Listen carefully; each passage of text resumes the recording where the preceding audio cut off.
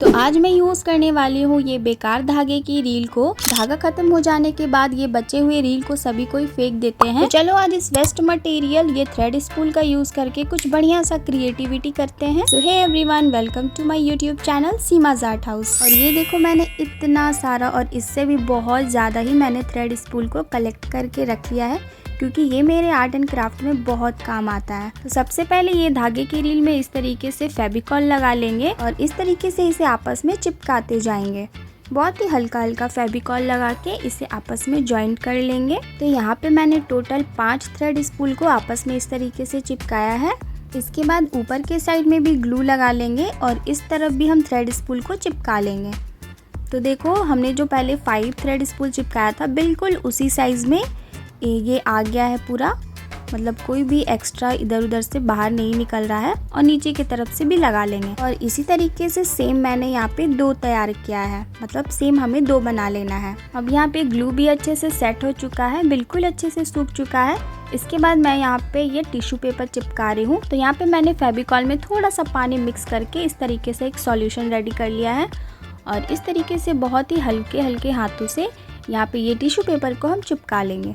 देखो ये tissue paper को आप स्किप भी कर सकते हो, आपका मन है तो लगाओ, अगर आपके पास है तो लगाओ, वरना आप इसे स्किप भी कर सकते हो।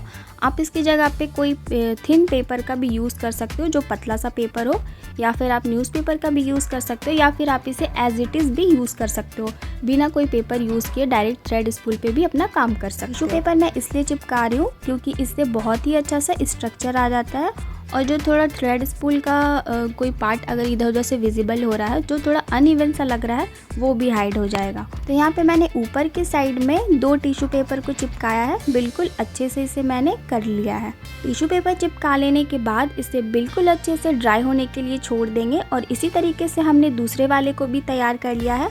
अब ये बिल्कुल अच्छे से सूख चुका है। पीछे के साइड हमें नहीं चिपकाना है क्योंकि ये ऐसे भी हाइड ही रहेगा, वो दिखेगा नहीं। अब मैंने यहाँ पे लिया है acrylic colour red and black में। तो मुझे यहाँ पे एक कलर बनाना है जो कि मेरे पास नहीं था, तो मैं ये दोनों कलर को मिक्स करके बना रही हूँ।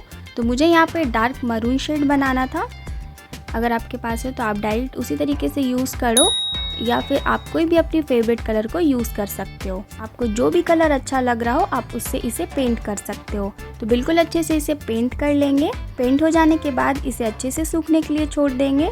अब मैंने यहाँ पे एक शीट लिया है जिसमें मैंने शुभ लाभ लिखा है और अब हम शुभ लाभ बनाएंगे। देखो मार्केट में भी शुभ लाभ मिलता है रेडीमेड, पर इस तरीके से आप घर पे ही ट्राई करो, कुछ अलग सा भी रहेगा। तो अब मैं यहाँ पे क्ले से बिल्कुल अच्छे से बैठाते हुए शुभ लाभ को लिख लूँगी। जिस तरीके से मैंने लिखा था उसी तरीके से पहले मैंने ग्लू लगा दिया, उसके ऊपर से क्ले को अच्छे से बैठाते हुए हम लिख लेंगे। देखो अगर आपको ये नहीं करना है, अगर आप क्ले का यूज़ नहीं करना चाहते हो तो मार्केट में जो शुभ लाभ का स्टिकर मिलता है आप उसका भी यूज़ कर सकते हो। ऐसे क्ले से बनाने में कोई ज़्यादा प्रॉब्लम नहीं होता है, बस आप 1-2 बार प्रैक्टिस करोगे तो वो अच्छे से बन जाएगा। तो चलो इस शुभ लाभ को पहले अच्छे से तैयार कर लेते हैं और बिल्कुल अच्छे से इसे बैठाते हुए बनाएंगे। सभी को अच्छे से अरेंज करके इसे चिपकाएंगे, तभी ये बिल्कुल अच्छा सा फिनिशिंग आएगा इसमें और ये अच्छा भी लगेगा। कोई भी अक्षर ऊपर नीचे नहीं रहना चाहिए, बिल्कुल अच्छे से इसे करेंगे।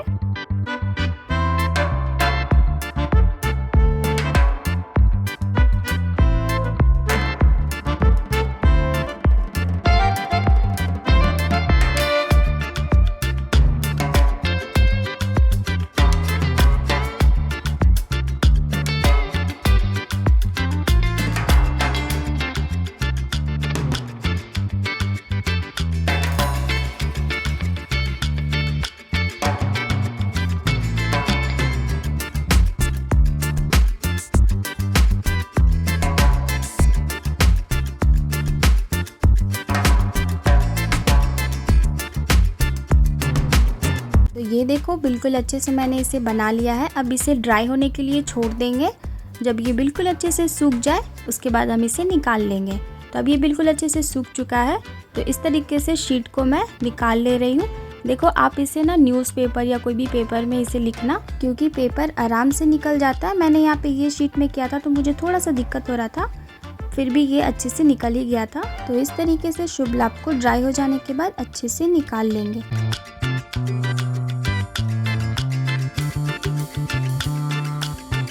अब इसके बाद हमने जो ये रील का बेस तैयार किया था, इसमें हम ये शुभ लाभ को चिपकाएंगे। तो हमें अच्छे से फेविकॉल लगा लेना है और इस तरीके से अच्छे से चिपका लेंगे।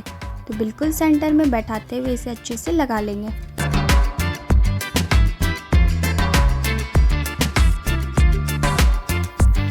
तो देखो, मैंने ये वेस्ट धागे की रील से ना होम डेकोरेशन के लिए बहुत सारी चीज़ें बनाई है।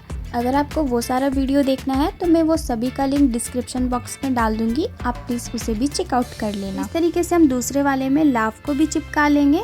तो चलो अब इसे पेंट करते हैं। तो यहाँ पे मैं इसे वाइट कलर से पेंट कर रही हूँ और पेंट करने के लिए मैंने यहाँ पे एक्रिलिक कलर का यूज़ किया है। जैसा कि सभी को पता है कि अब सारा फेस्टिवल बस कुछ ही दिनों में स्टार्ट होने वाला है और फेस्टिवल को ध्यान में रखते हुए फेस्टिवल से रिलेटेड मैं बहुत सारा क्रिएटिव आइडियाज़ आपके साथ शेयर करने वाली हूँ। जैसे कि ये शुभ लाभ मैं घर पे बना रही हूँ, कुछ अलग चीज़ों का इस्तेमाल करके कुछ अलग डिज़ाइन में आपके साथ शेयर कर रही हूँ। और अगर आपको शुभ लाभ का वीडियो और देखना है और आइडियाज़ चाहिए तो आप प्लीज़ मुझे कॉमेंट करके ज़रूर बताना। और इस तरीके से वाइट एक्रिलिक कलर का ही यूज़ करके मैं बहुत ही इजी सा डिज़ाइन बना दे रही हूँ। तो होम डेकोरेशन के लिए अपने घर पे पड़ी चीज़ों का यूज़ करके, वेस्ट मटेरियल का यूज़ करके हम लोग अपने घर के लिए बहुत ही अच्छी अच्छी क्रिएटिव चीज़ें बना सकते हैं और अपने घर को डेकोर कर सकते हैं। और जब इसे आप अपने हाथों से बनाओगे तो ये मार्केट से भी ज़्यादा अच्छा बनेगा।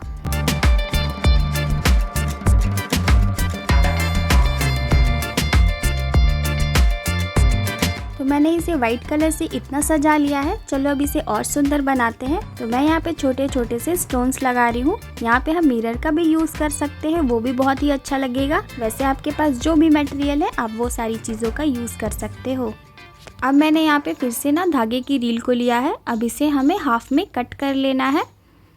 तो कुछ इस तरीके से हमें कट कर लेना है। अब हमें लेना है यहाँ पे ये पेपर रोल, इसे हम पेपर स्ट्रॉ भी कह सकते हैं। और इस तरीके से फेविकॉल लगा लेंगे इस रील पे। अब इस पेपर रोल को इस तरीके से फोल्ड करके चिपकाते जाएंगे। बिल्कुल सेंटर में हमें इसे इस तरीके से चिपकाते जाना। आप चाहो तो कार्डबोर्ड के पतले स्ट्रिप्स को भी कट करके इस तरीके से चिपका सकते हो। तो देखो, कुछ इस तरीके का हमें बना लेना है, कुछ इस तरीके का शेप हमें रेडी कर लेना है। तो देखो, हमने इसमें वेस्ट रील और न्यूज़पेपर का यूज़ किया है। अब इस वेस्ट चीज़ का यूज़ करके हम एक बहुत ही अच्छा सा चीज़ बनाएंगे। अब मैंने यहाँ पे लिया है ये गोटा लेस, जिसे हम गोटा पट्टी भी कहते हैं, और इस तरीके से रील में इंसर्ट करके हमें इसे बांध लेना है।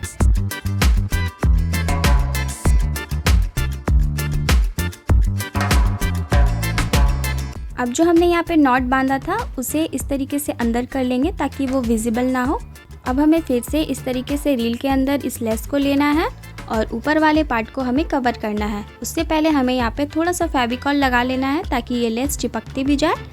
और इस तरीके से ऊपर वाले पार्ट को हमें कवर करते जाना है और सेम इसी प्रोसेस को हमें रिपीट करते जाना है।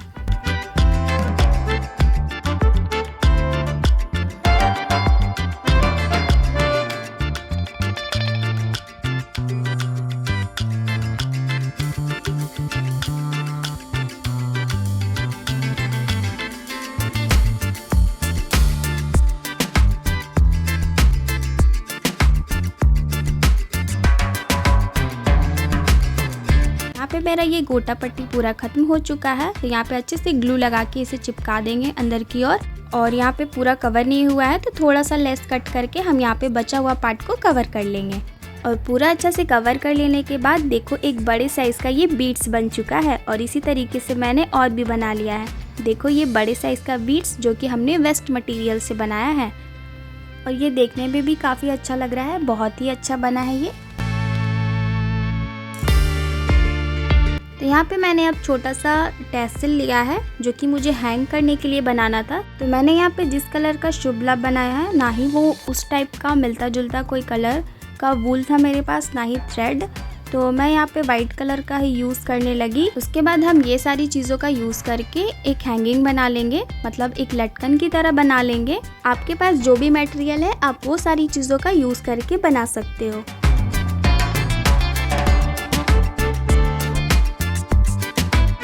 ऊपर से मैंने यहाँ पे ये चक्री लेस लगाया, आप इसे गोटा लेस भी कह सकते हो।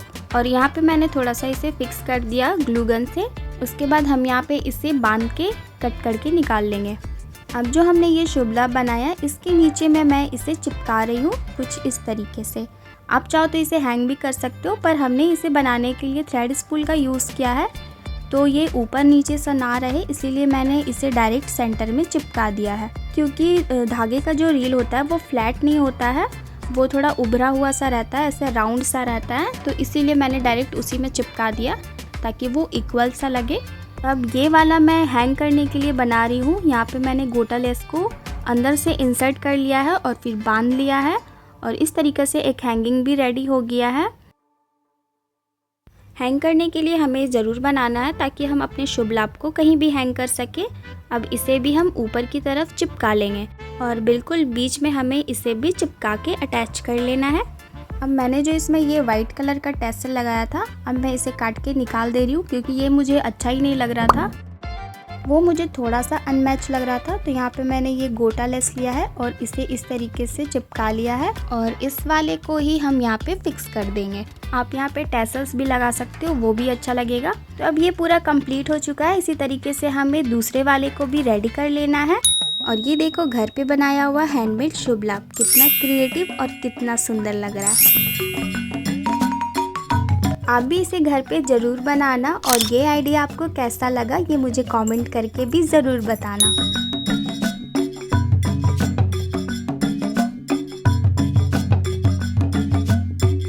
सो आई होप आज का वीडियो आपको अच्छा लगा हो। वीडियो थोड़ा सा भी पसंद आए तो please do like, comment, share and subscribe, और अपने फ्रेंड्स एंड फैमिली मेम्बर्स के साथ भी शेयर कर देना ताकि ये सभी के लिए यूज़फुल रहे। और अगर आप चैनल पे नए हो तो चैनल को जल्दी से सब्सक्राइब कर लो, क्योंकि इस टाइप की क्रिएटिव आइडियाज़ मैं हमेशा शेयर करती हूँ। तो मिलती हूँ मैं फिर से ही ऐसी क्रिएटिव वीडियोज़ के साथ, तब तक के लिए बाय।